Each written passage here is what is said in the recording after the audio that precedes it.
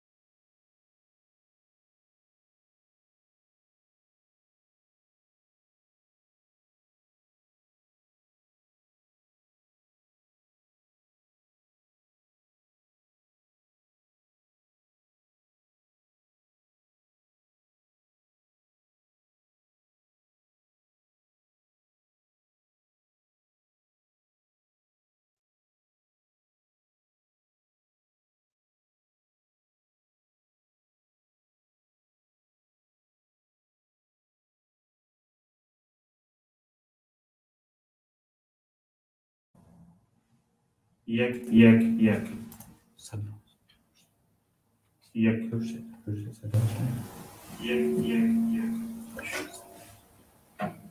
گوش بید.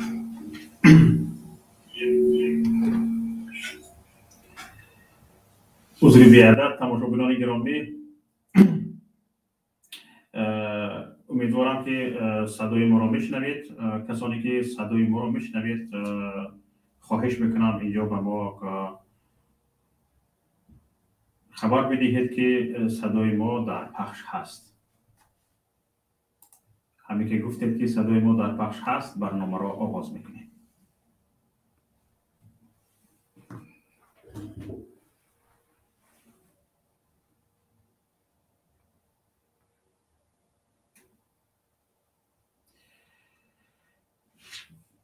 از جانب تماشابینان به ما خبر رسید که نوشتند که صدای ما را میشنوند. سلام گفته بودیم، بار دیگر سلام و درود به یکایک شما تماشابینان عزیز گرامی. خوش آمدید به برنامه دیدگاه. به نام خداوند بخشاینده مهربان، شکر پروردگار کریم و منان که ما را باز به دیدار هم رسانید و امروز با هم هستیم. تماشابینان عزیز، طول این چند مدت که با هم نبودیم، متاسفانه یا خوشبختانه ما در یک پریشانی بودیم، در کوچیدن ها بودیم از یک کشور به کشور دیگر و به نهایت به یک جای مسکون شدیم که امیدوارم من بعد برنامه های ما پخش می شود و ما زود یکدیگر را در همین گونه برنامه ها وامی خوریم. امروز برنامه امروزه ما که دیدگاه هست، ما کوشش کردیم که در برنامه امروزه درباره عدم حکم سفید، یعنی نبودن حکم سفید در تاجیکستان و درباره زندانیان بیگناه صحبت کنیم. چرا بعد از آن که یک چند مدت با هم نبودیم، برنامه دیدگاه قطع شده بود، در اولین برنامه من این موضوع را پیش گرفتم، این موضوع را انتخاب کردم تا در این باره صحبت کنیم. برای آنکه تماشابینان عزیز گرامی، چندین مدت ها که من برنامه کرده نمیتوانستم و فرصت برایم دست نمیداد، شرایط نداشتم، در تاجیکستان یک چند قضیه های به میان آمد، یک چند رویدادهای به میان آمد که دل جگر را پاره میکرد. میسوختیم، میپختیم، لیکن شرایط نبود که یک چیز بگوییم.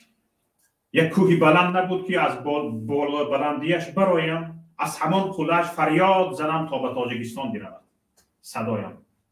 اما هیهات که چنین شرایط نبود. چندین روزنامه‌نگاران پشت پنجره زندان شدند. هر شب و روز رسانه‌ها خبر می‌دهند که فلانی را پشت پنجره زندان کردند، فلانی را بازداشت کردند، فلان روزنامه‌نگار از داخل زندان نامه نوشت که او بیگناه است و نمیتواند بیگناهیش را ثابت کند. فلان روزنامه‌نگار شکایت کرده است از داخل زندان که او را در داخل زندان شکنجه کردند تا او گناهی نکرده اش را به گردن بگیرد. و همین طور امروز برنامه اولین دیدگاه را در بعد آن که یک چند مدت قطع شد من از همین موضوع سر میکنم و کوشش میکنم که به فکت و دلیل صحبت نکرده باشم. کوشش میکنم که از دایره آداب و اخلاق بیرون نرفته باشم و کوشش میکنم که هرچند به گوش کر از آن هم باشد به گوش مسئولین چیزی برسانم که به آنها یک تأثیر داشته باشد، ناموس آنها را بیدار کند، حس ملت دوستی، وطن دوستی، وطن پروری آنها را بیدار کند. چون که عین حال مسئولیت وطنداری در دست آنهاست. هرچی بالای این ملت آمد همین شب روز، هر ننگ بالای همین ملت آمد، هر بلای بالای همین ملت آمد، مسئولش در گردن همون تیمی هست که امروز در سر قدرت هستند. و برابر آن که ننگی کمبودی ها، ننگی ناعهده برای ها بالای همین تیم است، اگر این کمبودی ها آشکار شود و این کمبودی ها برطرف شود، افتخار پیشرفت نیست از آن همین هاست. بیایید دوستان، مسئولین محترم، به جای آن که امروز در جامعه بین الملل شما روسیه گشته اید و ما هم مجبور هستیم که روسیهی شما را آشکار کنیم، چون به این خلاصه آمده ایم که با این شما روسیه ها تاجیکستان پیش نمی رود و باید شما یا اصلاح شوید یا اینکه دفع شوید، وگرنه تاجیکستان رو به عصرهای میانه آورده ایستاده است، هم از جهت ساخت دولت داری و هم از جهت سیاست دولت پیش گرفته. ما رو به پیشواداری، رو به قبیله بازی، رو به جناب عالیداری و حضرت پناهداری و پادشاهی روی زمینداری رفته ایستاده. اما اگر چشم را کشاده به دنیا بنگریم، دنیا با سرعت به سوی دیگر می رود. ما باشیم چی؟ به خاطر شکم خیش، تنها به خاطر شکم خیش و فقط به خاطر درون خانه خیش داریم ملت و دولت را از دست میدیم. ببینید از حادثه هایی که در همین شب و روزها رخ دادند از همونجا سر میکنیم. یادتان هست یک دادرس که حکم سفید برآورده بود، حالا خودش پشت پنجره زندان است. اما اتهام خودش را رد کرد، اتهام علیه خودش را رد کرد، گفت من گناهکار نیستم.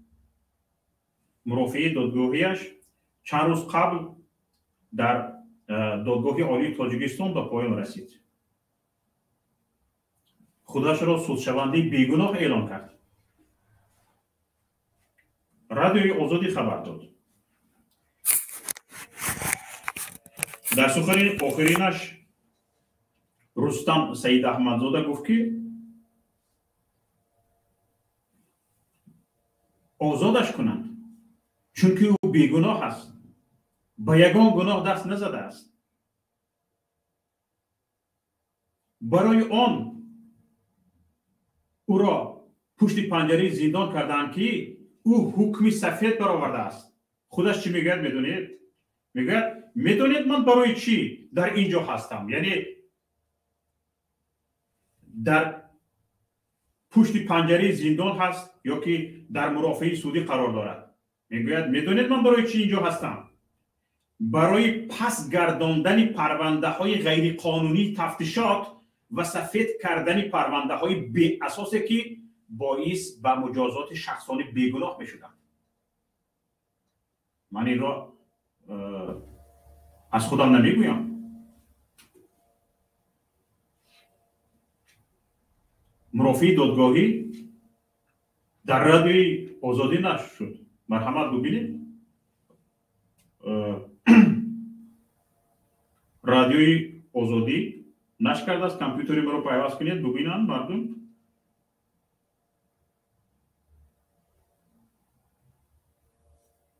کامپیوتری مرا پیوست کن.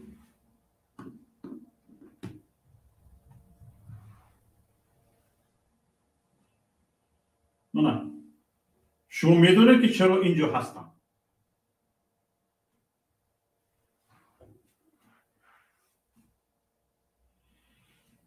میدونید من برای چی در اینجا هستم؟ برای پس گردانیدن پرونده های غیر قانونی تفتیشات و سفید کردن پرونده های بی اساسی که باعث به مجازات شخصان بیگناه می شدند.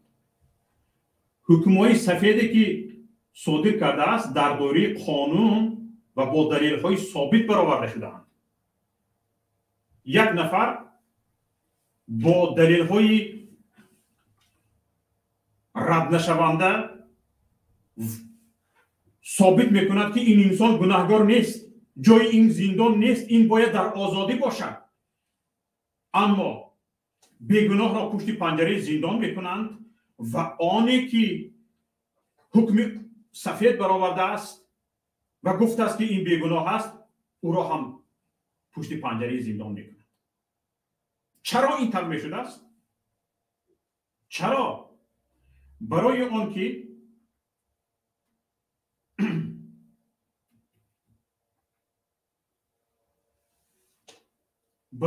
که میخواستند شرمنده نشوند. وقتی که فهمش را ببینید در تاجیکستان این گونه فهمش است که اگر پرونده‌ای که پروکراتور یعنی ایبدار کننده دولتی به سود پیشنهاد کرده است، اگر او را سود سفید کند به پروکرور گپ میرسد. یعنی پروکرور شرمنده می شود که تفتیشات پیشکی که او انجام داده است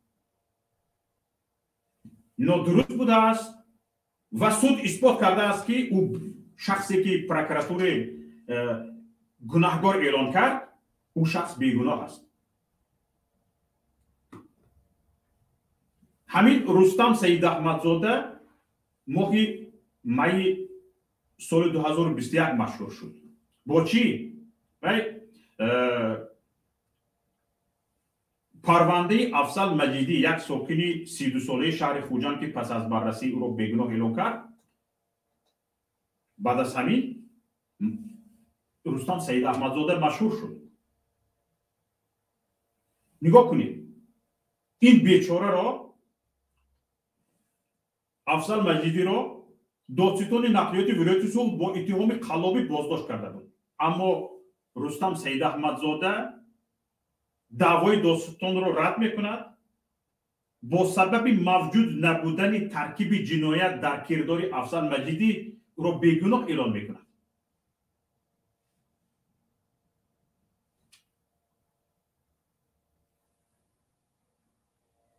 مرحمت.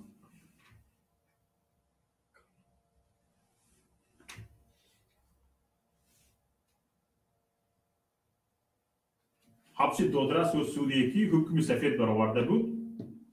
بار دیگر بحث ها را در مورد مستقلیت دادگاه تاجیکستان داغ کرد.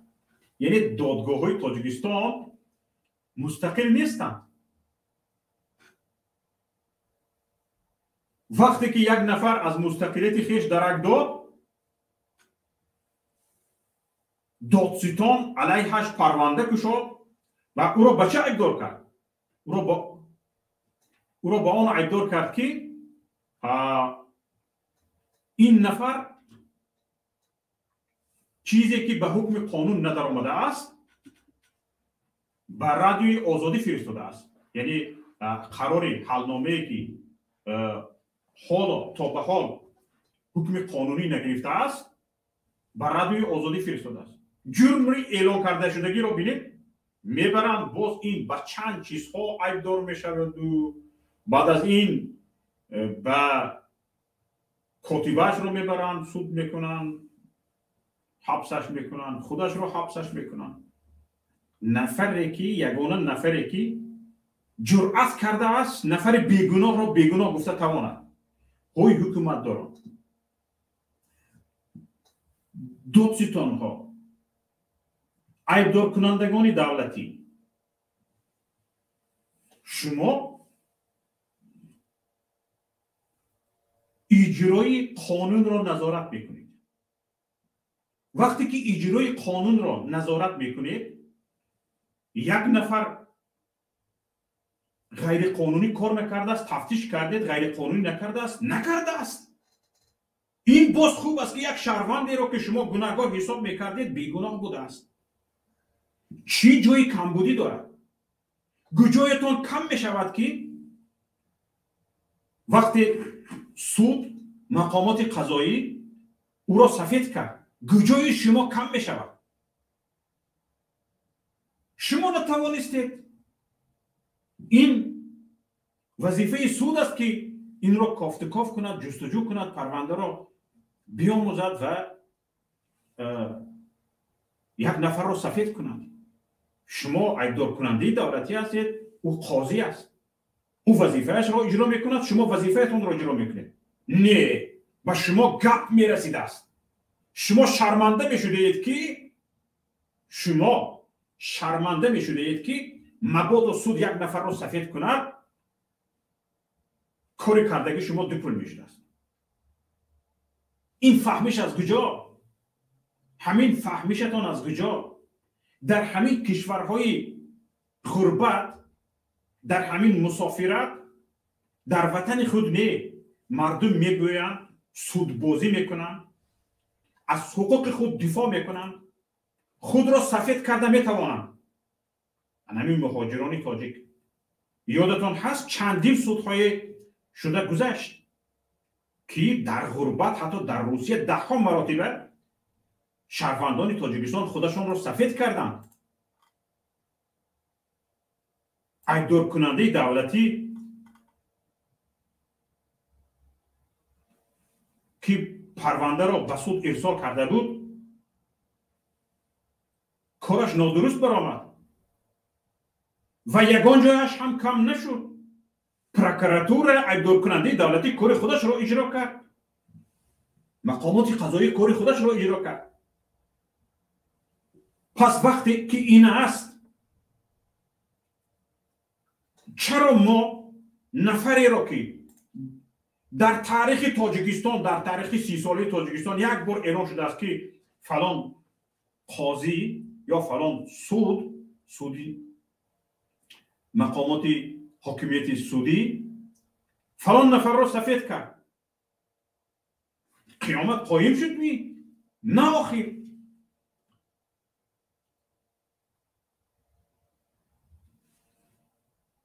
حالا ببینید در تاجیکستان یگان نهاد دولتی، سازمان یا یک نفر مستقل یا یک رسانه مستقل یگان تحقیق انجام نداده است که در تاجیکستان در 10 سال یا 5 سال اخیر یا در 12 سال اخیر در دوام استقلالیت چی عدد حکم سفید بود یا چند نفر حکم سفید گرفتن. این گونه تحقیق وجود ندارد در تاجیکستان. در قرقیزستان همسایه بوده است، ما جستجو کردیم، در قرقیزستان همسایه یک چنین تحقیق صورت گرفته است، اما وضعیت از تاجیکستان هرچند بهتر است، قریب مثل تاجیکستان بود. همگی 4%، 5%، مثلا گریم از 100 نفر 4-5 نفر حکم سفید میگیرند، از 1000 نفر 40-50 نفر حکم سفید میگیرند. ببینید از سال 2012 تا سال 2017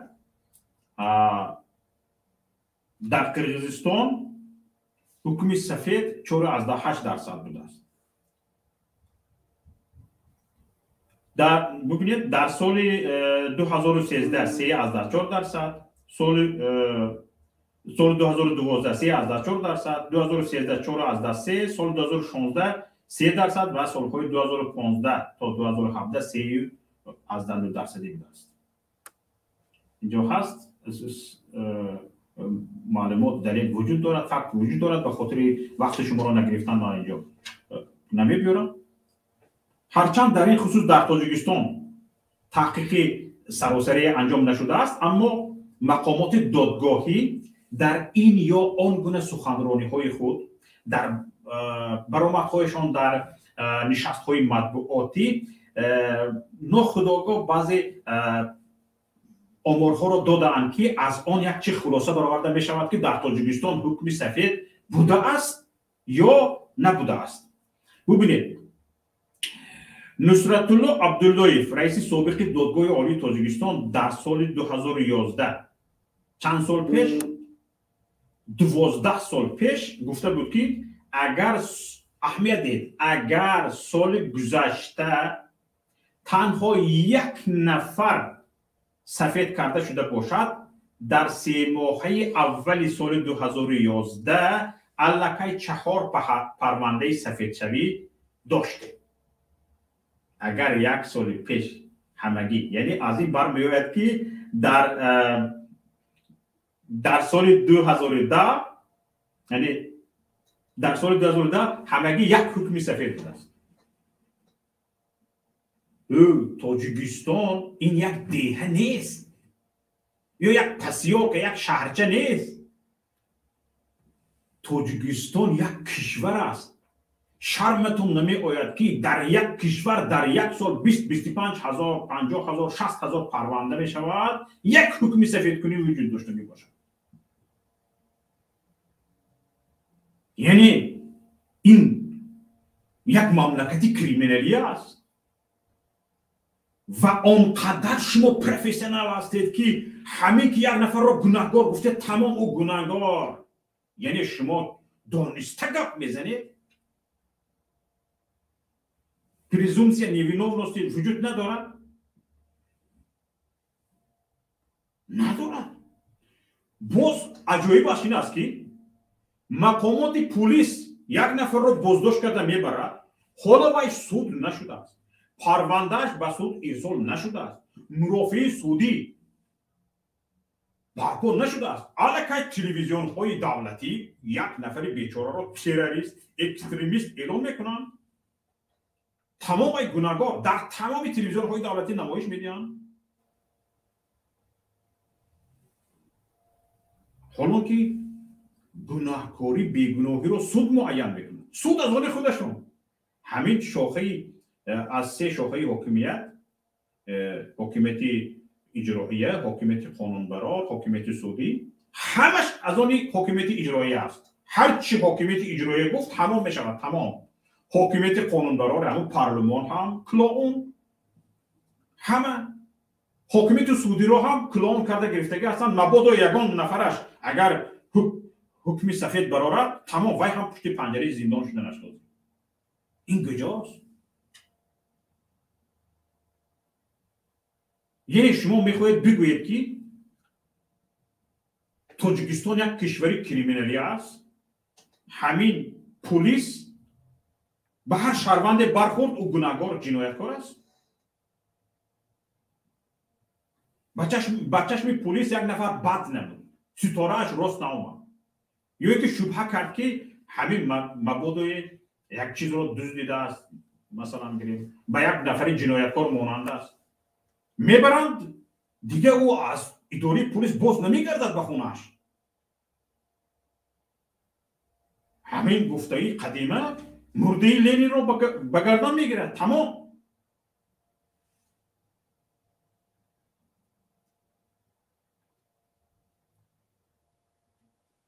ببینید سال 2014 از جانب همه دادگاه‌های کشور، از جانب تمام دادگاه‌های یعنی سودهای تاجیکستان 125,000 پرونده جنایتی، شهروندی، مأموری و خانوادگی بررسی شده است.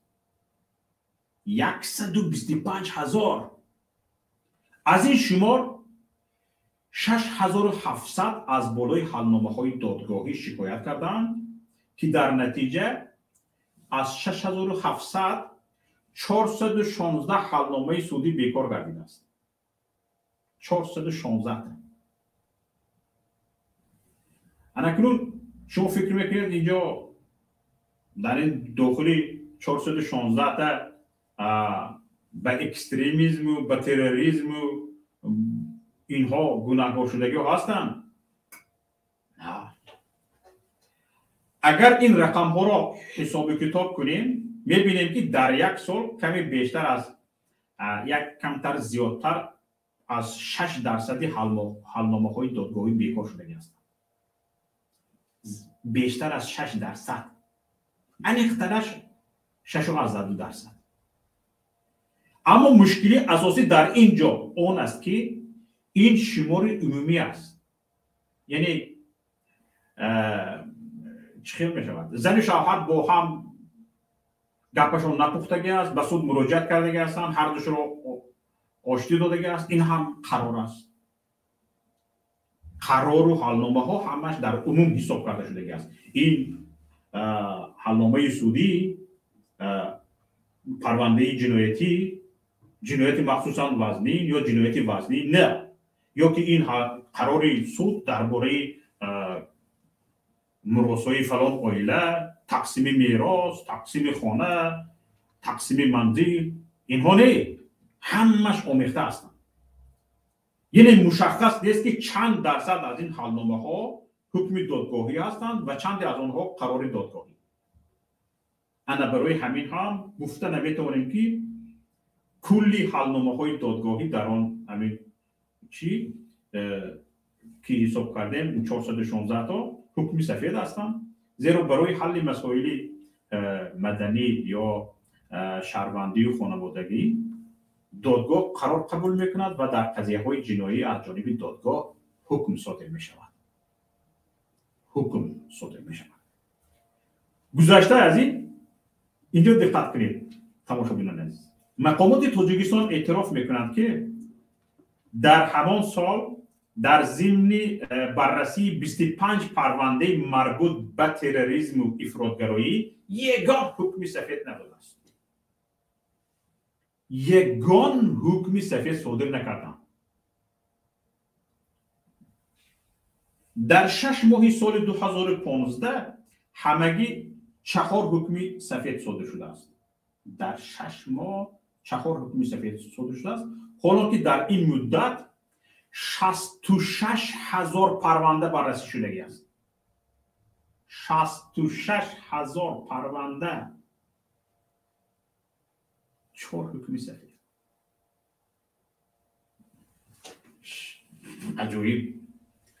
وقتی در نشست مطبوعاتی شیر محمد شاهیان رئیس سودی عالی تاجیکستان رو میپرسن که چرا حکم سفید نیست، چرا حکم سفید کم است یا که عموما نیست؟ میگوید میدونید چی؟ این از آن شهادت میدهد که مسئولین تفتیشات پیشکی خیلی به درجه عالی کار کردگی هستند. یعنی به سود کار ماندگی نیست، سود فقط تصدیق میکند که درست است، این گناهکار است، تمام این جنایتکار است، برای پشت پنجره زندان. یعنی در تاجیکستان تفتیشات پیشکی همین قدر هنرمندانه پروفسیونال، یعنی تخصصی کار میبرد که به سود هیچ کار نمیماند. همین ایبدار کننده دولتی پرونده را به سود پیشنهاد میکند، میبیند که به سود کار نمانده است. این خیلی که باشد، اگر جناب شیر محمد شاهیان درست میگفته باشد، همین یک شاخه حاکمیت را، همین مقامات سعودی را از بین بریم. حاکمیت سعودی را چی در کار است؟ خودتان جانان کار میکرده، 100% بسود کار نمیمانده است. یه تا این درجه باوری دارید به کار خودتان که نباید این پرونده سفید شود. اگر سفید شد، همون قاضی که یا مقامات سعودی که این پرونده پیشنهاد کرده ایبدار کننده دولتی را سفید کرد، خودش هم پشت پنجره زندان می شود. تو این درجه رفته رسیدگی هستی. نگاه کنید، در همین سال 2015 از 66,000 گفتیم 4 حکم سفید. یادتون هست سال 2015 حزب نهضت اسلامی تاجیکستان را ممنوع اعلام کردند، در تاجیکستان بستند.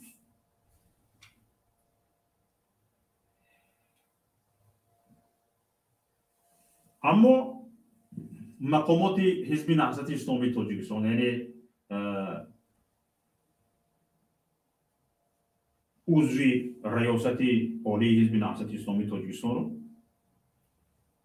در سال 2016 محکوم به زندان کردند. ببینید، یگان نفر عضوی ریاست عالی حزب نهضت اسلامی تاجیکستان که حالا پشت پنجره زندان هستند، سال 8 رفته ایستاده است. سال 8 یک کودک اگر یک روزه بود 8 ساله شد. یک کودک اگر همون شب و روز یک روزه بود، حالا صنف سیوم رفته ایستاده است. انصافتان را خاک خورد. یا صنف دویم رفته ایستاده است. 8 سال رفت، یگان نفرش گناهش را به گردن گرفتگی نیست. عیب یگان نفرش تصدیق شدگی نیست. همه پشت پنجره ها، پشت درهای بسته مرافعه های سعودی گذرانده شده است. در مرافعه یگان نفرش، یگان جامعه شهروندی یا اینکه سازمان های بین المللی اشتراک کردگی نیستند. پشت درهای بسته با مهرهای مخفی مرافعه ها گذرانده شده است و یک قسمشون حبس ابد گرفتگی هستند. حاضر 8 سالشون رفته ایستاده است بی جرم بی گناه. یعنی این سیاست شما است که باید کسانی که به گفته شما لبیک گفته نمیتوانند، بله گفته نمیتوانند، باید در پشت پنجره زندان بشوند و هر نامعقولی شما میکنید بکنید. بیایید خوشگمانی میکنید. شاید شما به این خاطر این ابرمردان را پشت پنجره زندان کردگی هستید که شما در حالت ضعیفی قرار دارید و اگر این ابرمردان باشند شما گپتان را به مردم گذرانیده نمیتوانید و تا اینکه یک قامتتان را راست کردن، این ابرمردان باید دهانشان پوشیده باشد. اما در این مدت 8 سال که نه حزب نهضت اسلامی تاجیکستان بود، نه سید عمر حسینی بود، نه محمد علی حید بود، نه محمد علی فیض محمد بود، نه حکمت الله سیف الله زاده بود، نه رحمت الله رجب بود، نه عبدالقهار دولت بود، نه این ادوکت های نامی بزرگمهر یارف بود. اینها نبودن، پیش راهتان رو نداشتن. چی پیشروی کردید؟ برعکس شرمنده جهان شدید، در تمام ردبندی ها با عاقب افتادید. بگویید که در دوام این 8 سال در کدام ردبندی های بین المللی شما قامتتان رو راست کردید، یک زینه دو زینه بالا رفتید؟ یک بار بگویید مرد شوید. نه، پایان. امریکا چی گفتتون؟ دپارتمنتی دولتی امریکا 31 سال باز در پنجه خود دولت رو گرفته ایستاده اید، یگان پیشروی ندارید در قبضه خود. سرتون خم است. در همون جا امریکا نمایندگی دیپلماتی خود را دارد، سفارت خود را دارد. به زبانتون گپ نمی‌گوید، گفته نمیتونید که به دلیل به اثبات که نه شما کارتون خوب است، فقط همین خیلی یک رد میکنید، تمام. ببینید سال 2020 دادگاه های کشور همگی دو تا در سال 2020 دو تا و سال 2021 باشد 10 حکم سفید صادر کرده هستند. یک 2 سال پیش. اکنون شاید یکی از این حکم ها به حکم سفید کرده رستم سید احمد زاده مربوط باشد. شاید یکی از این حکم ها. اکنون سال گذشته در سال 2022 در 6 ماهی دوام 6 ماهی سال 2022 دادرس‌های تاجیک یگان حکمی سفید صادر کردگی نیستند.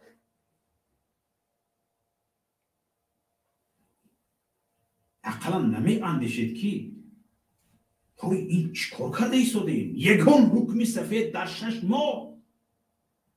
هر کی را که شما گمان کردید او گناهگار است، تمام گناهگار است، باید پشت پنجره زندان شود. این چی گپ است خودش؟ چرا در این باره نمی اندیشید؟ یک شهروند شما میبوید روسیه، میبوید اروپا، در اروپا مقامات را متقاعد میکند که در تاجیکستان حکومت ظالم است، قاتل است، مستبد است، پرونده ها را پیش آنها میگیرد و آنها را متقاعد میکند پناهگاه سیاسی میگیرد. میتواند. یعنی این چی گفتنی گپ است؟ این نفر بیگناه است، این نفر جرم ندارد. اگر جرم میداشت به شما تسلیم میکرد. چند نفر رو تسلیم کرد به شما که به گمان آنها این نفر پناهنده سیاسی نیست و در گمان کردن که در تاجیکستان رو یگان زندان یا جبر و شکنجه تهدید نمیکنه. لیکن به شما دادن چه شد؟ عبدالله شمس‌الدین رو چیکار کردید؟ 7 سال پشت پنجره زندان کردید. با وجود آن که سفارت تاجیکستان در آلمان وعده کردگی بود که او را یگان زندان در تاجیکستان تهدید نمیکنه. دارید به کجا میروید؟ خودتان را با ظالمی به جهان مشهور کرده ایستاده اید. شما هم میروید، این منصبتان هم به شما باقی نمیماند. چیکار کرده ایستاده اید؟ یک نفر میبیاید بیگناهی خودش را در خارج از کشور ثابت میکند، اما از شما میگریزد که مبادایش با شما روبرو شود، هیچ یک بیگناهیش را ثابت کرده نمیتواند. این چی گپ است؟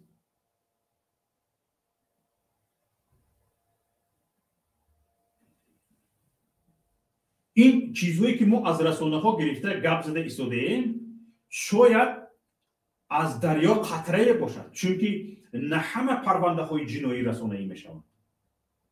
درست است؟ شاید از 125,250 تایش رسانه‌ای نشده باشد.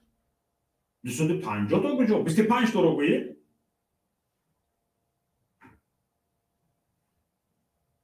25 تا رو بگویید. حالا با این همین یک برنامه که حالا طول 40 دقیقه زیادتر گپ زده ایستادیم، در این باره همه گپ رو فرا گرفته گفته نمیشه. ببینید، اگر قضیه ممنوع اعلام کردن حزب نهضت اسلامی تاجیکستان رو به یاد بیاریم، می شود گفت که هیچ یکی از همون چون که گفتم عضو ریاست عالی حزب نهضت اسلامی تاجیکستان اتهامات دادستانی را که اعلام کرده بود نپذیرفتند. گفتند ما گناهکار نیستیم، از این گناههایی که اعلام شده است به یگان توش ما دست نزدهیم.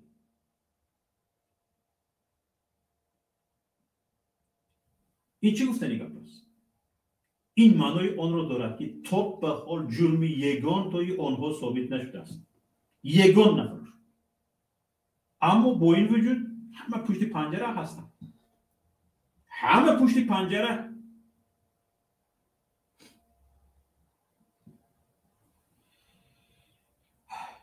ببینید، محمد علی حییت یک مردی برجسته، یک شخص فدایی ملت، یک شخص وطن دوست که هر وقت زبانش به سخن می آمد فقط درباره محبت وطن گپ می زد.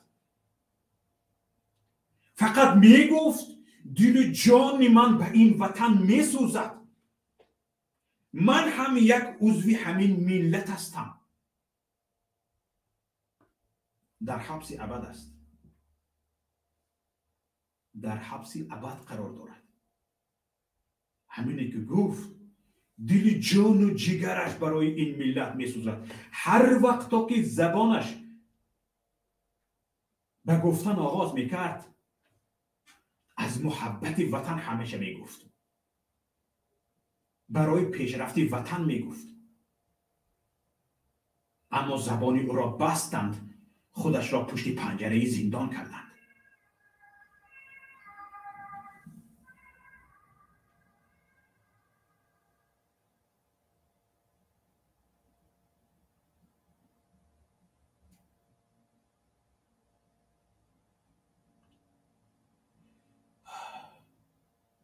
حالا ببینید، یک سال گذشتگی تا سال 2022 اومده.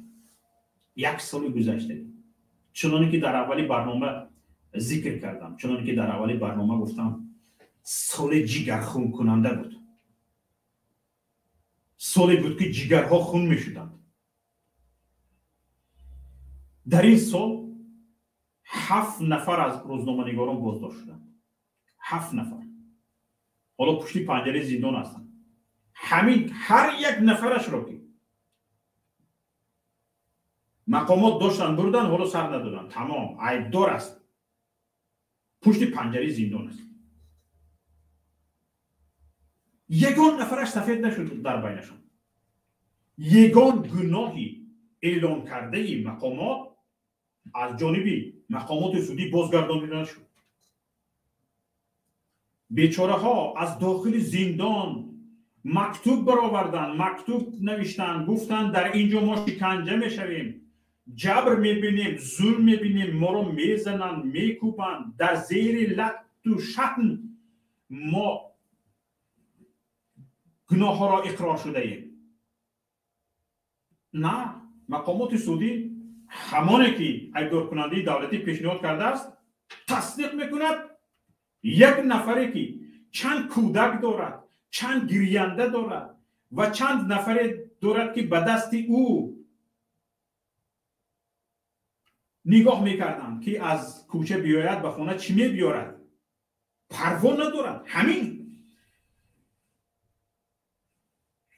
مسئولین، آنهایی که در شاخه حاکمیت سعودی کار میکنید، این ایبدار کنندی دولتی که کیها خود باخته شده خود فروخته شده رفتگی هستند. به شما چی شده؟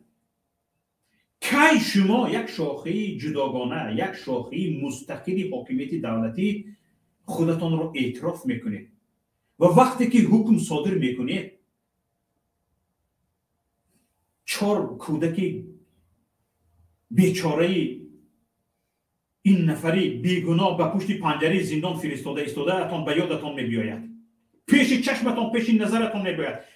میلش کودک اینها نه، کودک خودتان را فرزند خودتان را نبیرگان خودتان را پیش نظر بیارید که اگر شما در جای همین سود شونده در جای عبدالله غربتی در جای زبطبک سید امینی در جای عبدالستار پیر محمد زاده می بودید چی کار میکردید؟ به کودکان شما چی میشد؟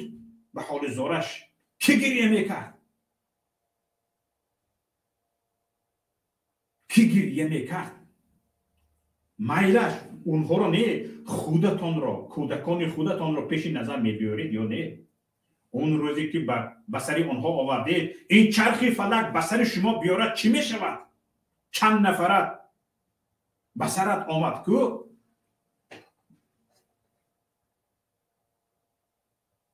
چند نفرت را همون کلان چه گفت؟ وقتی که دالیه را کم دادید دالیه به بالا کم رفت پشت پنجره زندان کرد چند نفرتون را با چند عیب جرم ننگین به کتفتان چسبید به گریبانتان چسبید که دیگر او سفید شدنی نیست. گفته شد که شما از مقام خود سوء استفاده کردید و بدکار هستید، فسادکار هستید. باور دارم از همین بردروغ فسادکار اعلام شدن و بردروغ علیهتان جرم و جنایت اعلام شدن و پشت پنجره زندان رفتن می‌هراسید و دیگران را پشت پنجره زندان میکنید. هر آن کس که به حاکمیت اجرایی خلل میرساند دانسته باشید حتما به سرتان میبیاید. چرخ فلک گردان است، به جایش گشته آمدن میگیرد. ببینید عبدالستار پیر محمد زاده را چیکار کردید؟ پشت پنجره زندانش کرد، مکتوب نوشت، گفت که 8-10 روزی عذاب و عقوبت، ایزولیاسیون کامل، تهدید و تحقیر و رسیدن به اعضای عائله ام وادار کرد که گناهی نکرده را به دوش بگیرم. شرمتان نمی آید؟ چی میگوید؟ در نوار متن نوشته کارمندان اوباپی وزارت کارهای داخلی جمهوری تاجیکستان را درباره آنکه گویا با رهبر مخالفان محیدین کبیری در رابطه دائمی بودند و در تاجیکستان انقلاب آماده میکرده باشند زیر فشار جسمانی خواندم. عبدالستار پیر محمد زاده ورق رو راست میکنید، این رو بخون. دوربین رو راست میکنید، این رو بخون. حالا به نزدیکی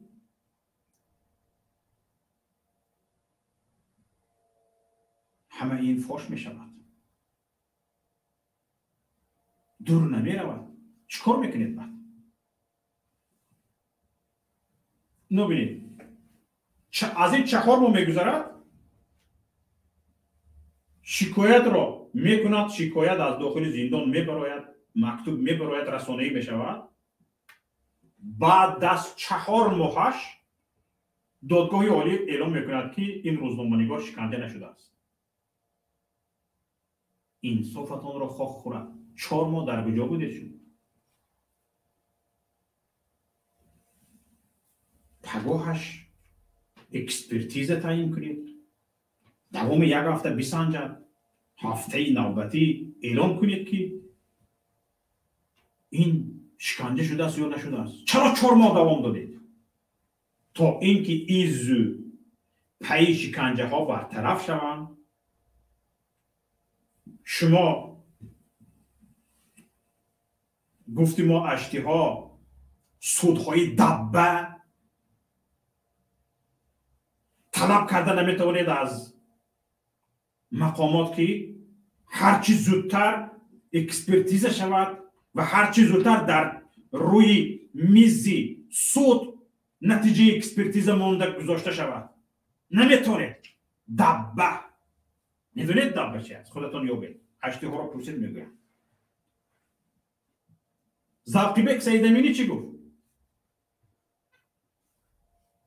رد کرد. من گناهکار نیستم گفت. من رها کنیتون گفت. من به پیش فرزندان گوسیه کنیتون گفت. نه شما چیکار کردید؟ او را هم پشت پنجره زندان کردید. نامه هاش پاسخ نگرفتم. نامه های زاقیبک سید امینی هم. من این رو نشان ده.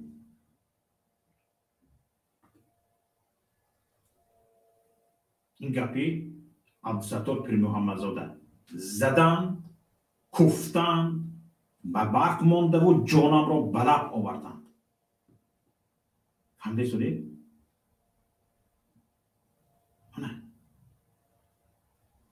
من نامه‌اش از خودم نمیگویم.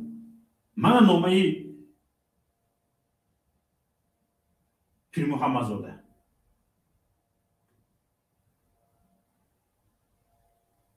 ببینید.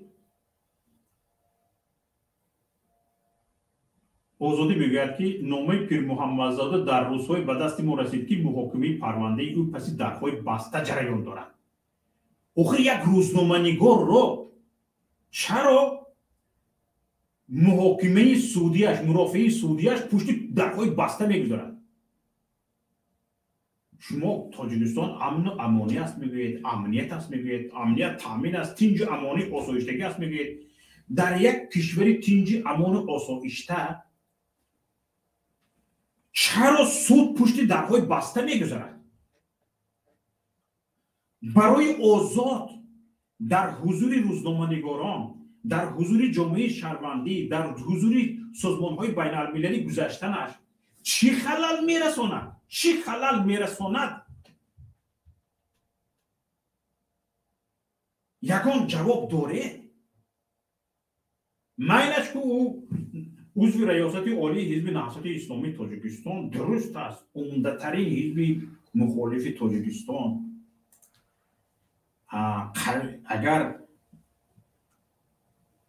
تقلب نمی کردید در انتخابات سال 2010 گفتی نیمیس‌ها کپوت بودید.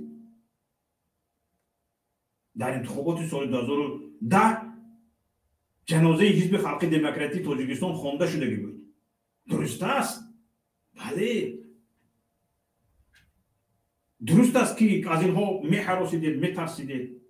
آیا روزنامه‌نگار یک نفر مشت پر از کجایش ترسیدید پشت درهای بسته گذرانیدید؟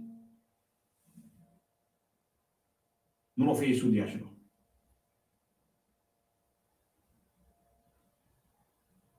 ببینید. یک نفر را همین پیر محمدزاده را به نفرت سیاسی، ناراضگی از سیاست پیشگرفته حکومت، حچی از سیاست پیشگرفته حکومت ناراضی بودن هم جنایت است. کی باز از سیاست پیشگرفته حکومت ناراضی بودن جنایت شد؟ پس انتخابات چی در کار است که بگوییم سیاست پیشگرفته شما به ما لازم نیست، ما دیگه کمانده را انتخاب میکنیم؟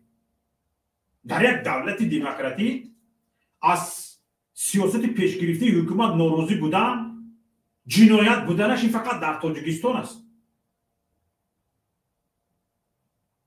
جنایت دیگر را ببینید. احساسات هنگام برنامه ها. این شما هستید که مردم را به احساسات گرفتار میکنید. این شما هستید که علم مردم را دوچند میکنید، غضب مردم را دوچند میکنید و وادار به آن میکنید که مردم بدون غضب گپ زده نتواند. مردم بی احساسات گپ زده نتواند. این را شما هستید که به این مردم را وادار میکنید. جانبداری از عقیده سازمان های ممنوع.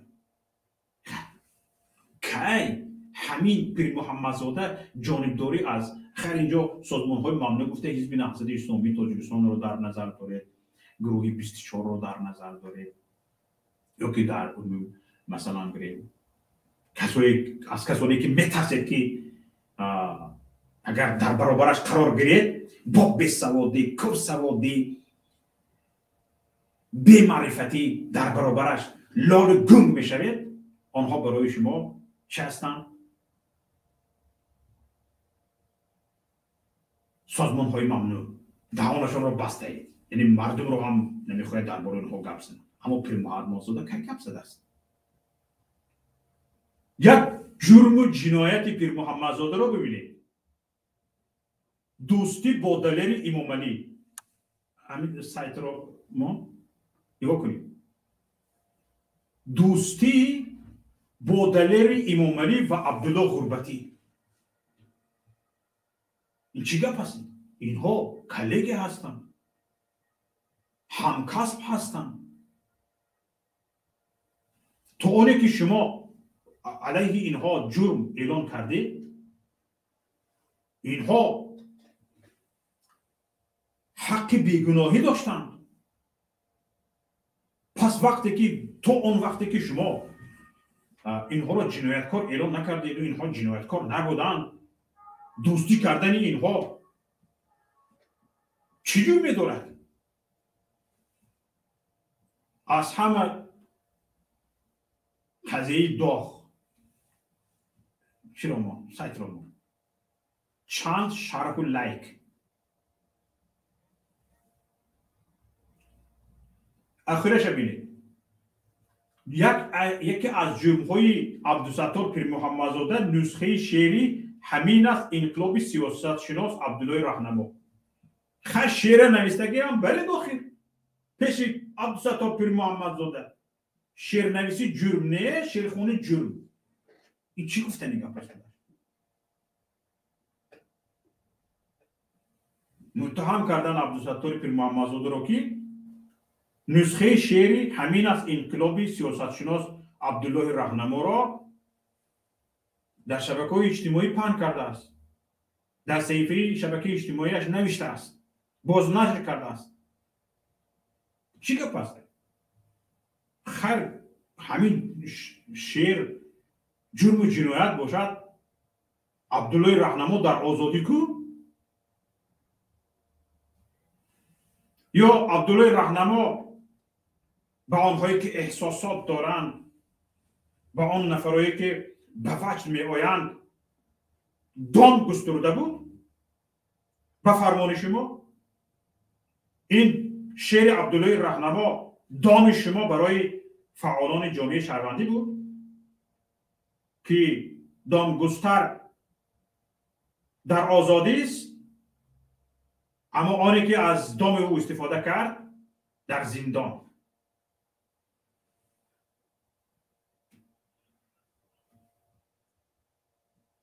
برای همین همه این گفته های عبدالستار پیر محمدزاده گوشی شنوا نداشت. گفتند که ما زیر شکنجه، زیر ظلم جنایت ها را به گردن گرفتیم، لیکن مقامات سعودی چرا این را به اینابت نگرفت؟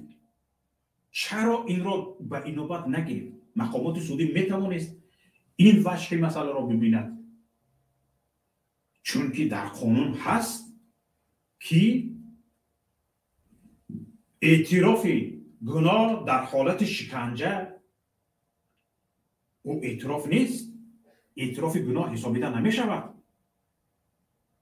پس این وجه مسئله را چرا مقامات حاکمیت سعودی به اینابت نمی گیرند؟ چرا؟ محترم مسئولین مقامات سعودی، شما کی در عمرتان همین طرفی مسئله را به اینابت گرفتید؟ گفتید که این گفته صدش شکنجه دیدم، این طرفی مسئله را باید دید. کی این کار را کردید؟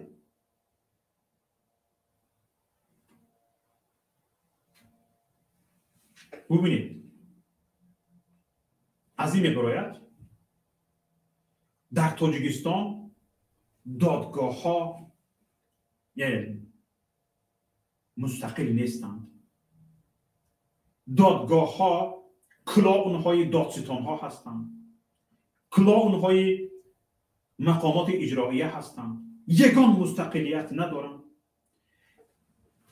انا همین مستقل نبودنی شاخه حکومت سعودی از سه شاخه حکومت بدبختی به سر ملت آورده است که تاثیر این بدبختی میتواند سالها ادامه کند، سالها ملت سر برداشته نتواند به سبب آن که نمیتواند در پیش مقامات سعودی خودش را سفید کند، بیگناهی خودش را اثبات کند. هر نفری از پیش پای مقامات اقدار کننده برآمد او جنایتکار، او باید پشت پنجره زندان شود.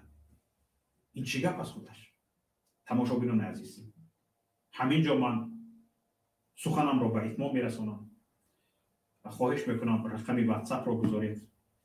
طولی 1 ساعتی رسا صحبت کردم و امیدوارم که یک و یک شما آنچه من میخواستم مقصدم را فهمانیده توانستم. طولی این چند مدت برنامه نکرده بودیم، شاید هنری گپزنی از ما رفته باشد. انا برای همین هم از یکایی که شما خواهش میکنم که در این قضیه بی‌طرف نباشید، بیاید فکر اندیشه های خود را بگویید. نفر اولینه که به ما پیوستن ایشان را به ما همراه کنید، به صحبت همراه کنید. بگذارم اندیشه های خود را ابراز کنم. بفرمایید. السلام علیکم و رحمت الله و برکاته. و علیکم السلام و رحمت الله و برکاته. رقمی واتساپ رو هم مانده مانید.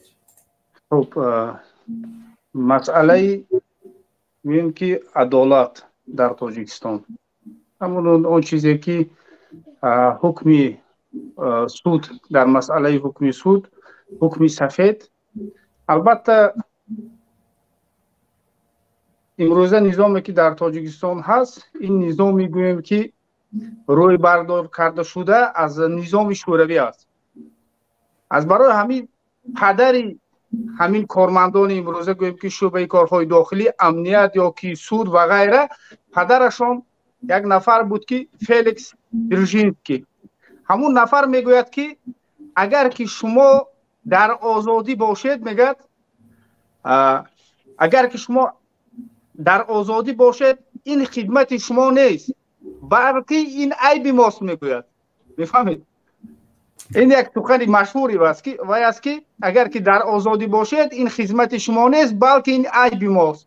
از برای همین امروزه سودی که در تاجیکستان است، امروزه وزارت های کارهای داخلی، البته در روسی میگن که پالچنی سیستم، البته سیستم نظام حساباتی، اگر که سود در یک سال 1000 نفر را زندان نکند از وظیفه خارج می شود. یا که گوییم که مفتش 1000 نفر را زندان نکند، البته به زینه پایان می رود. یگان نفر عدالت با عدالت حکم برآوردن را به این چیز رعایت نمی کند و حرکت نمی کند. اگر که گوییم که یک نفر را دستگیر کردند و در جریان تفتیشات معلوم شد که مفتش معلوم کرد که او بیگناه است، لیکن مفتش حرکت میکند که با ظلم یا که با تهمت او را زندان کند. برای چی؟ اگر که زندان نکند، در همین جامعه ما همین خیلی یک فکر است که مفتش گویا که چی پاره گرفت، از برای همین این نفر را رها کرد. مفتش حرکت میکند که این نفر را تا دادگاه برد. وقتی که تا دادگاه میرود، دادگاه هم چیکار میکند؟ البته که از نقطه نظری عدالت نگاه نمی کند دادگاه، بلکه نگاه میکند که میگوید که وزارت کارهای داخلی و وزارت هایی که دیگری که تا دادگاه حرکت کردند خیلی و خیلی کار کردند. اگر که من این نفر رو اگر زندان نکنم چیکار میشود؟ البته یک ناعدالتی نسبتی همون نفرهایی که در این جریان کار کردند و این نفر رو تا دادگاه آوردند. گویا که ضربه به اون نفرهایی که در وزارت ها کار میکنند. از برای همین وقت حتی که در دادگاه هم حکم میرود نفرها را مجبور دادگاه یا که میفهمد که البته بسیار گویم که در همون دله ها یا که کاغذ ها بسیار معماها موجود است، لیکن دادگاه میگه که بیا که همین نفر بیگناه است، لیکن من همین یک حکم 15 ساله نمیدیم و بیا که حکم آسانتر یا که سبکتر میدیم 8 سال. از برای همین امروز در تاجیکستان قریبی 1% انسان ها از دادگاه چی آزاد میشوند میبرویند، حکم سفید میگیرند، لیکن 99% مردم تاجیکستان زندان میشوند. این چیز حتی در تاجیکستان است، در همون در روسیه این چیزها هست. بسیار نوشته های مثال ادوکات ها یوریست ها در این مسئله هست. از برای همین خیلی مسئله ای که ادوکات های ما نمیتونن مبارزه برند یا که حمایه کنند نفرهایی که امروز زیر این سیستم می افتند، البته که اونها هم میدونن که اگر که در حقیقت حرکت کنند چی می شود؟ اونها هم زندان می شوند. ما دیدیم در تجربه که چند ادوکات هایی که می خواستند که نان خودشان را حلال چی کنند کار کنند، ما دیدیم که چی شدن؟ زندان شدند. البته که این روزه نظامی که در تاجیکستان است فقط حرکت میکند که چیکار کند؟ مردم زندان کند، مردم نابود کند و مردم در ترس نگاه دارد. اگر که ما خواهیم که یک نظام عادل باشد یا که حالت در تاجیکستان دیگر شود، ما باید نظام تغییر دهیم. البته یک در کتاب تاریخ تابعین ها یک کمک چی میبیاد؟ یک حادثه ای که با عمر رضی الله عنه رو چی میشود؟ عمر رضی الله عنه میرود بازار و یک اسب رو میخرد از یک عربی و کمتر سوار میشود، میرود که میبیند که اسب چولاق است. بعد بر میگردد میبیارد پیش عربی، میگه که ای نفر، میگه این اسب چولاق فروختی برای من؟ میگه نمی همین اسب لنگ فروختی، بیا میگه پولی مرا برگردان. لیکن عربی میگه که نمیگه میرویم پیش قاضی. بعد عمر میگه که پیش کدام قاضی میرویم؟ پیش شوریخ میرویم. میگه همین یک قاضی که بسیار مشهور در همون زمانش، پیش قاضی شوریخ میرویم. وقتی که پیش قاضی میرود، قاضی نگاه میکند، میگه که ای میگه پادشاه، میگه ای خلیفه مسلمانان، میگه ای امیرالمومنین، با چی با کدام مقصد پیش من آمدی؟ میگه از این نفر اسب خریدم، لیکن اسبش همین طور بود. بعد اون نفر میگه که نمیگه من اسب سالم به این خلیفه مسلمانان فروختم و بگذار که میگه یا که اسب سالم برگرداند یا که اسب رو در خودش ماند. بعد شوریخ نگاه میکنند، میگه که ای امیرالمومنین، میگه یا که اسب رو سالم برگردان، میگه یا که اسب رو در همون پیش خودت نگاه دار. در همون وقت عمر میگه که این سود عادل است، میگه و این سخن حق بود. میگه امروز چه خیلی که شما در برنامه گفتید، رئیس جمهوری تاجیکستان همون رئیس دادگاه رو به وظیفه میماند، رئیس امنیت رو به وظیفه میماند و مجبور میکند که اونها از مردم بسیارتر چیکار کنند؟ پول گیرند، پول ستانند و به فاند رئیس جمهور چیکار کنند؟ ارسال کنند. از برای همین وقتی که حاکم عادل نیست و ظالم است و طاغوت است، اون نفرهایی که در زیر کار میکنن اونها هم به همین چیز رعایت میکنن. وقتی که پیش از به وظیفه آمدن اینها با حکومت یا که با حاکمی که به اونها وظیفه داده است سازشنامه بستند و طبق همون سازشنامه عمل میکنند. البته این نفرها فکر نمیکنند که فردا حالت در تاجیکستان تغییر مییابد. اگر که تغییر نیابد، البته که فرزندان اینها ممکن وظیفه سود و یا که پروکورور و غیره، این وظیفه هایی که امروز پدرهایشان هست، وظیفه پدرهایشان دارند، این وظیفه را ممکن نگیرند و فردا ممکن در زندان شوند. و همون نفری که امروز میبینیم مثالی که بود بچه سنگک سفر در زندان بود، 1-2 سال یا 3 سال پیش من همین نوار را دیده بودم. پدرش یک جنگاور بود، پدرش فکر نمیکرد که فردا که رحمانوف میبیاید فرزند او را زندان میکند با چند سال. بسیار خوب عزیز. عبدالله یک نفر از واتساپ زنگ زدن، ایشون را گوش کنید، صدای ایشون را بلند کنید.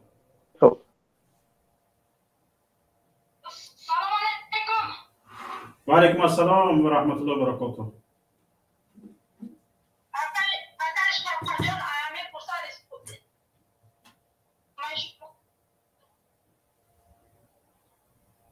صدایشون هست از اینجا بلند کردم میشه و بیروزش هست.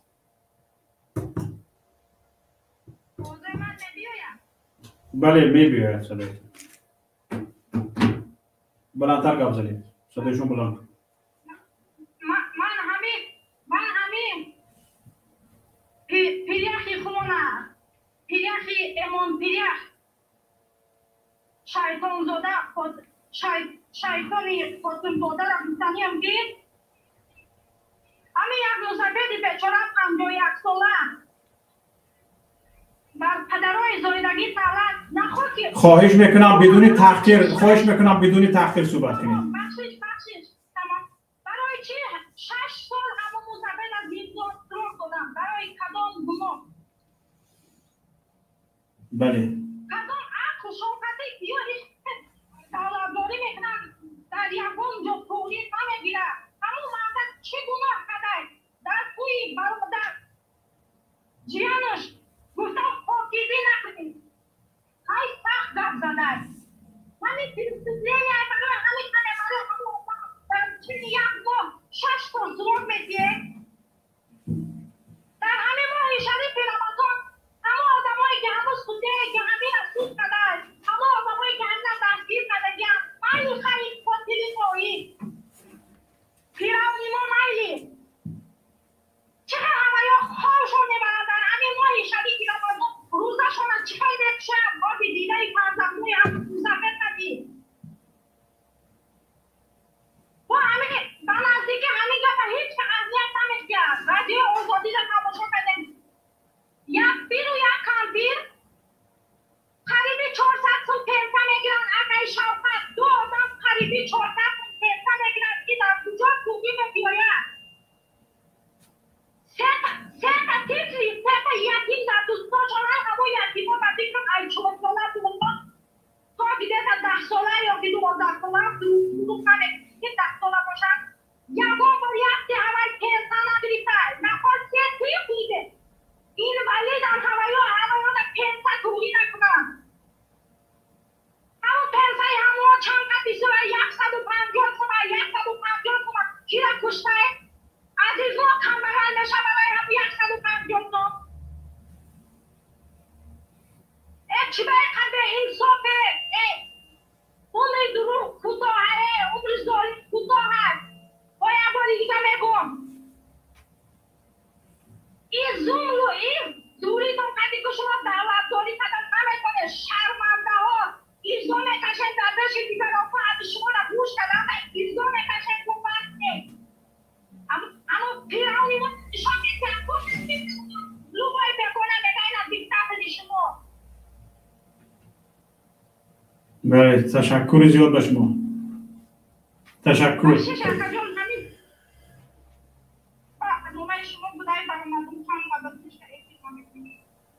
انشالله من بعد همه خیلی زود و میخریم انشالله.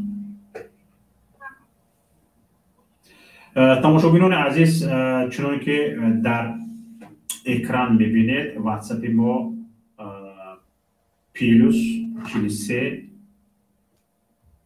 688 64 760 360 است. پیلوس 43 688 64 760 360 است. کسانی که خواهشمند صحبت در برنامه هستند میتوانید به ما زنگ زنید یا اینکه توسط لینک استریمیارد که در پایان نوار گذاشته شده است میتوانید به آن زنگ زنید. مرحمت برادر عبدالله دوام دهید. از برای همین ما می‌بینیم که از همون نشاندادها غفارسیدا هم خیلی و خیلی به همین نفر خدمت کرد، در آخر در زندان شد.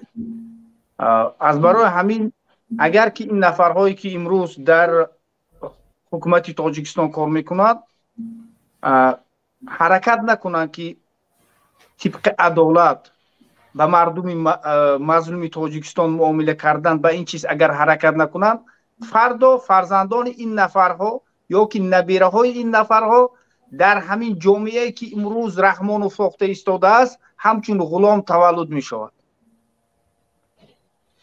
و البته آن چیزی که امروزی که پدرهای این نفرها ظلم کرده ایستاده‌اند، فردا به فرزندای اینها یا که نبیرهای اینها دیگر نفرها ظلم میکنند. از برای همین یک دولت فئودالی ما نسازیم. باید که ما حرکت کنیم که مردم مسلمانی ما آزاد باشد. باید که حرکت کنیم که اسلام را در بین مردم پهن کنیم و عدالت را در بین مردم جاری کنیم. و آن چیزی که نظامی که امروز در تاجیکستان است همون نظام شوروی است، فقط که کمی که در سرقانون و قانون‌های جزای جمهوری تاجیکستان کمی تغییرات در آورده شده است، خلاص. و از همون نظام شوروی یگان فرقیت ندارد، هم در سرقانون و هم در قانون جزای جمهوری تاجیکستان. و اون نفرهایی که امروز در سود و پروکراتور و در وزارت عدلیه و امنیت و کار میکنن، اون نفرها همون گویم که میراثخوری دولت شوروی است، تحصیل کنندگانی همون اکادمی های دولت شوروی است یا که دولت روسیه است که میلیون ها نفر، میلیون ها مسلمان یا که غیر مسلمان را دولت شوروی نابود ساخت. و امروز این دولتی که بعد از دولت شوروی پیدا شده، دولت نو، دولت تاجیکستان، امروز میبینیم که باز تقریبا صدها هزار مردم تاجیک را نابود کرد. امروز اگر که انیق و دقیق حساب شود، کشتاری از جانب همین نظام رحمانوف یا که سیستم رحمانوف در طول 30 سال قریب که به 1 میلیون رسیده است. و میلیون ها مردم تاجیک چیکار کردن؟ تاجیکستان را ترک کردن. از برای همین ما باید چیکار کنیم؟ مردم را دعوت کنیم که مردم باید بیدار شوند، که اگر که مردم بیدار نشوند و مردم متحد نشوند، این ظالمان از هر جانب، از کمیته انداز باشد، از وزارت کارهای داخلی باشد، سود، پروکراتور و غیره، عدالت را انتظار شدن خیلی و خیلی دشوار است. از برای همین اگر که عدالت خواهیم، ما باید متحد شویم و مردم را به متحدی دعوت کنیم و در متحدی و پیروی به اسلام انشاءالله ما غلبه می‌یابیم. همین قدر گفتنی بودم آقای شوکت. تشکر زیاد برادر عزیز. سلامت باشید. بسیار مسئله هایی که من اشارهش نکردم شما اشاره کردید. تشکر زیاد میکنم برادر. منبر همین منبر شما است. سلامت باشید. همیشه کوشش کنید که در برنامه های ما شرکت داشته باشید و ما و هم تماشاگران ما از این فکر و اندیشه های بکر شما به بهره نمانند. تشکر جان برادر عزیز. سلامت باشید. سلام علیکم. تماشاگران عزیز، یک بار دیگه اعلام میکنم که اینجا واتساپ رقم گذاشته شده است، جمع 43 688 64 760 360. می توانید زنگ بزنید و همچنین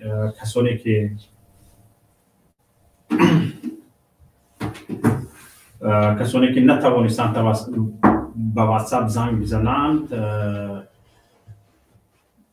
توسط لینک استریمیارد وارد شوید و می توانید گپ زنید. حالا من چی گفتنی هستم؟ تماشاگران عزیز، یک مسئله که اینجا من نگفته گذاشتم، برادر با آن کوتاه اشاره کردند، این مسئله ادوکات ها، وکیلان مدافع است. وکیلان مدافع در تاجیکستان هستند یا نیستند؟ یادتون باشد به نزدیکی علیه ادوکت زندانی بزرگمهر یاروف با جرم نو اعلان شد. جرم نو اعلان کردن، جرمش که میلش با شاید 6 سال دیگر برای زم کنن. شما 28 سال زندان کردگید، 40 سال دیگر زم نمیکنید، عقلتان را خاک خورد. 28 سال زندان کردگی هستید. این بیچاره 28 سال دیگر عمر میبیند یا نه؟ 100 سال دیگر همراه کنید، 200 سال دیگر همراه کنید، چی فرق میکنه؟ میلش این یک طرفی مثلا. طرفی عجیبش این است که برای دفاع از بزرگمهر یاروف یک ادوکت را وادار کردند که یعنی مسئول کردند که او استاژیار بود از گفته جمشید یاروف، برادری بزرگمهر یاروف که در خارج هستند. با آن کس من هم صحبت بودم و صدایشان را در برنامه خبری ما شاید شما شنیده باشید. اگر این برنامه خبری ما رو ندیده باشید یک بار ببینید.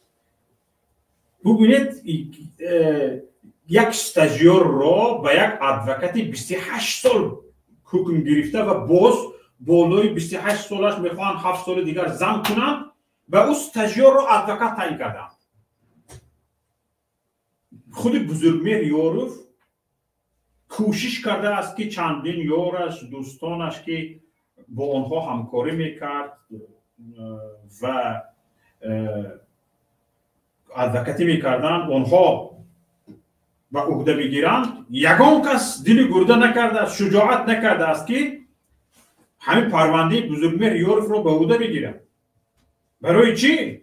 برای اینکه همین خود بزرگمهر یاروف یک شاهد زنده، یک نمای زنده است، نمونه زنده است که وقتی که بزرگمهر یاروف از ریاست عالی حزب نهضت اسلامی تاجیکستان که زندان شدند از آنها دفاع کرد، وکیل دفاع آنها شد، خودش را پشت پنجره زندان کردند.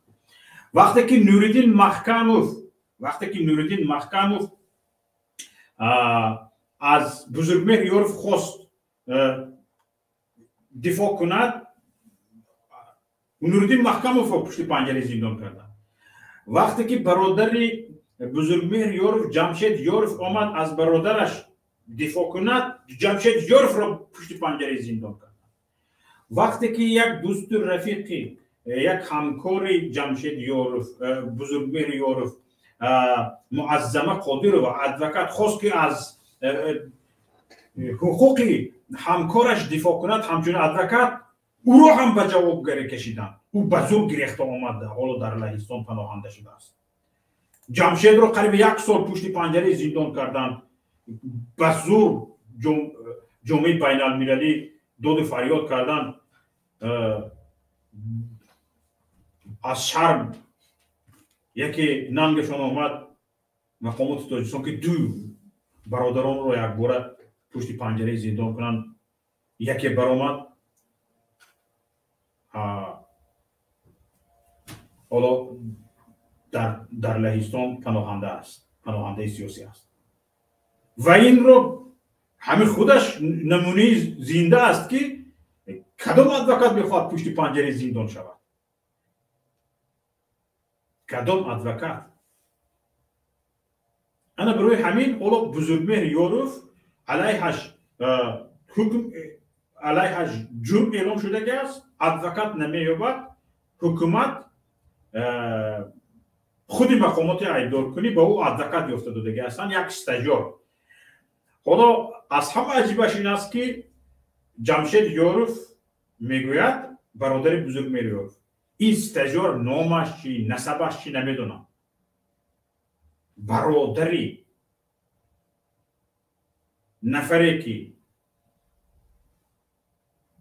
او ادوکتی برادرش هست، نام و نسب این ادوکت رو نمیدونه، کی است نمیدونه، از کجا زمین کفیده او برآمد یا آسمان ترکیده فرآمد، این ادوکت کسی نمیدونه.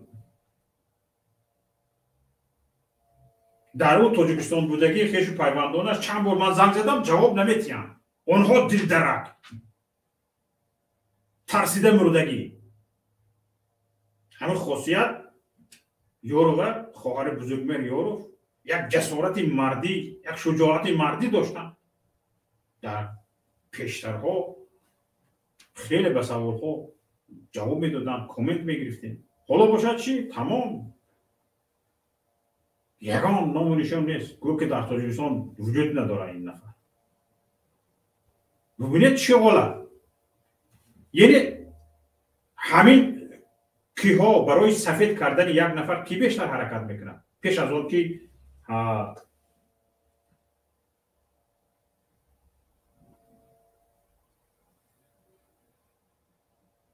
محاکمه شود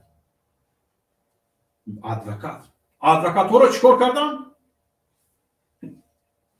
از اتستاتسی گذراندن از اتستاتسی علم دانش حقوقی نه از اتستاتسی صداقت به رژیم هر نفری که به رژیم صداقت دارد او میتواند همچون ادوکات کار کنه اما هر نفری که به رژیم صداقت ندارد صداقت به وطن و صداقت به ملت صداقت به مردم دارد و دلش به مردم به ملت میسوزد او ادوکات شده نمیتواند ادوکات بوده نمیتواند ببینید به چه روز رسیدیم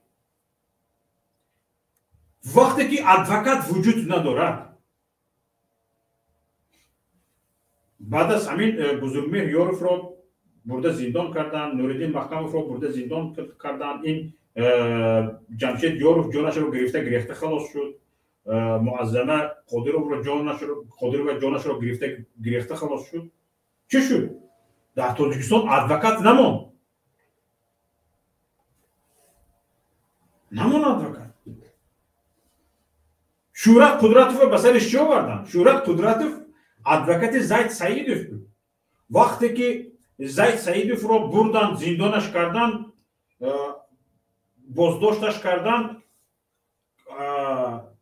شورت قدرتوف گفت من ادوکاتی زید سعیدوف خود شورت قدرتوف رو بردن زندانش کردن این چی گپ است این چی گپ است شرم نمیدارید شرم نمیدارید یعنی چشم تمام آنهایی که از حقوق مردم دفاع میکنن اینا ترسوندن گفت عبدالله رهنما سیاست شناس همین سیاست شناس ها مجرد جزیر کرده هستن گفته خودشون حالا این سیاست دولت محوری است یعنی برای پایدار و مستحکم شدن دولت باید به مردم ظلم کند یعنی پایداری از روی عقیده و اندیشه عبدالله رهنما پایداری و استواری یک ملت بستگی به ظالمی او دارد به ظالمی رژیمش دارد ببینید فکر اندیشه را همین ها استراتژی بودن همین ها ایدئولوژی حکومت هستند که امروز حکومت به همین خلاص آمده است هر قدر بالای ملت فشار بیاری هر قدر جبر کنی ظلم کنی در همین حالت نگاه داری دولت استوار می شود دولت پایدار می شود دولت پیش می رود خیر چی نتیجه دادین ایدئولوژیتون چی نتیجه دادین ایدئتون نتیجهش همین شد که ملت را سربگریز کردید ملت توپ آورده نتوانست به چهار طرف دنیا پراکنده شد به چهار طرف دنیا پراکنده شد ملت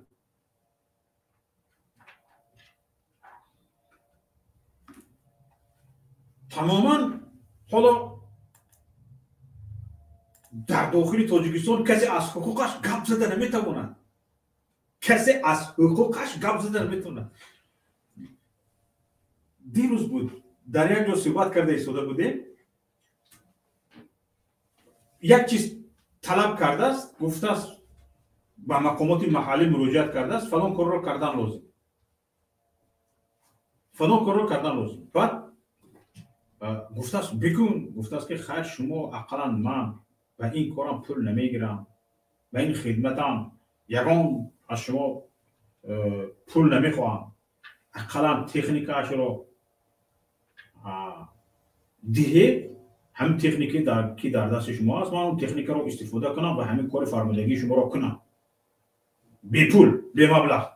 گفتن رنگی اپوزیسیون گپ میزنی، یگان رفتی آمد داری چی؟ ببینید گپ رو، رنگی مخالفا گپ میزنی، همین قدر گپ خلاصه برآورده است که این رنگی مخالفا گپ زده شده است، اپوزیسیون گپ زده شده است. کجا رفته ایستادید؟ کجا؟ شما یعنی کیرا استراتژیکا اون ایدئولوژا و این نفرانی که به همین مقامات گپ یاد داده ایستادید که همین کارکن پایدار میمونی، همین کارکن 31 سال نه با 31 سال دیگر میمونی، خودت مری بچه‌ات جوت رو میگیرد، بچه‌ات بمیرد نبیرد. و ما همین خیلی در قدیم دولتداری داشته و باید همین خیلی کنیم، به عصر میانه برگردیم. گفته ایستاده یک بار نمی اندیشید که ملت رو به نابودی آورانده. گیجا نروید تاجیکی سرخم، گیجا نروید تو به امریکایی، تو به اروپا، روسیه که مایلش اون طرف تا استرالیا تا افریقا پراکنده کردی، که این رو سرجم میکنید؟ من سری ما کال ریشم و صفیه شد در همین مهاجرت. 30 سال ما هم رفت، جوانیمان رو برباد دادید. ما یادی وطن میکنیم، یادی تاجیکستان میکنیم. حالا فرزندان ما چی؟ فرزندان این مهاجران چی؟ نه، انا برای همین هم شما به این خیانتتان کی جواب میگویید؟ کی به گردن میگیرید که این گونه خیانت کرده ایستاده اید؟ ملت را پراکنده کرده ایستاده اید، پریشان کرده ایستاده اید. با 4 زنی کوچروک نمی شود دولتداری کرد.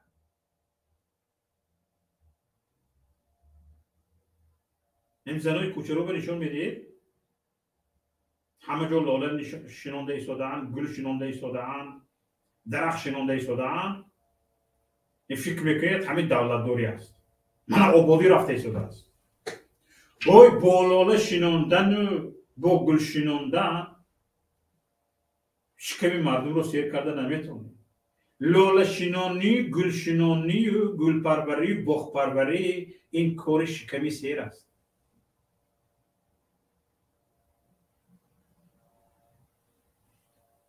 اگر شکمی مردم سیر باشد، شما توده دوشنبه میبینید در همین هر یک برنامه هایی که در کوچه های دوشنبه ثبت میشد ببینید، نیمی آدم زنای کوچه رو، نیمی کوچه گذر زنای کوچه رو، کسایی که در کوچه گشتن. این خیلی نمیشود دولتی پیشرفته. دولتی پیشرفته را کوچه هایش را تکنیک میروبد، تکنیک با شامپون میشوید، نه زن هایی که گوش نمانده اند به خاطر یک بریده نان و کوچه ها ریختند. اگر دولت پیشرفته باشد، تاجیکستان ترقی کرده باشد، نیمی از کوچه گذری شهر دوشنبه کوچه روپا نمیشوند. ماشین ها تکنیک ها میروبد، تکنیک ها میشوید. پیوست کنید. بفرمایید. سلام علیکم. و علیکم السلام و رحمت الله. سلام علیکم. گوش میکنم شما را. الو. من شما را میشنوم، بفرمایید. الو. من شما را میشنوم، بفرمایید.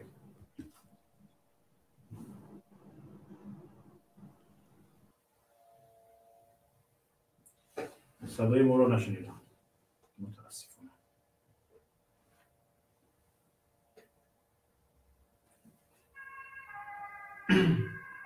ببینید میگویند ترقی کردیم، میگویند پیش رفتیم، میگویند تاجیکستان گلگل شکوفان است. نیمی از کوچه کدام نوار دوشنبه رو نبینی، نیمی آدمی که در کوچه ریخته است، نیمش همون ژیلتکه های چی میگویند شفتالو رنگ رو پوشیدگی هستند، در کوچه گشتند. اینا کی؟ کوچه روپا. همین است دیگه پیش روی.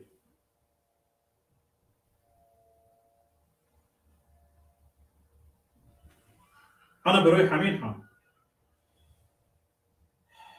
این برنامه من برای چی بود؟ با این نگرانی ها من چی گفتم میخوام؟ اگر شما خواهش این را داشتگی نباشید که اصلاح بشوید و برای پیشروی تاجیکستان سهمگذاری کنید، باور کنید رفته کشته شما رو هم تاجیکستان رو پیش برده نمیشه. خاکتان را تراب کرده هم تاجیکستان رو پیش برده نمیشه. چونکه ان همین تفکر شما میمیرید، ان همین تفکر استعمار زدگی در جامعه باقی میماند. با همه فکر میکنند که به همین پاره دادن و دیر شما را به دست آوردن و به شما گوسفند بردن و بقا کشتن ها کارش را پیش میبرد و کارش را حل میکند. از بلا حذر گفته دلار پیش شما میپرتاید و میگریزند میبرود. چقدر انسان های بیگناه بیجرم خانهشان را فروختند، ماشینشان را فروختند، جانشان را خلاص کرده هستند، سالشان را در زندان اقلا کم کرده هستند.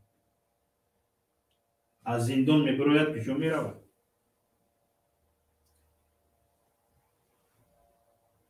برای همین تماشابینان عزیز، من مقصدم رو گفتم که از این برنامه چی میخواستم. بسیار میخواستم که شما نیز نظرهای خود را بگویید. شاید این بعد از یک چند مدت طولانی تنفس آنقدر با برنامه های ما اونس نگرفته باشه، لیکن کوشش کنید در برنامه های نوبتی و در برنامه های آینده فعال باشید، فکر و نظری خود را بگویید. هر آن کس که سازنده گپ میزند، خواه از حکومت است، خواه از مسئولین است، خواه از مردم است، خواه از مهاجرین است، خواه از مخالفین است، این منبر شماست. بیاید با هم تاجیکستان میسازید. با همین برنامه امروزه ما با آخر رسید. یکایک شما را به خداوند کریم و منان میسپارم تا برنامه های دیگر. خدا حافظ.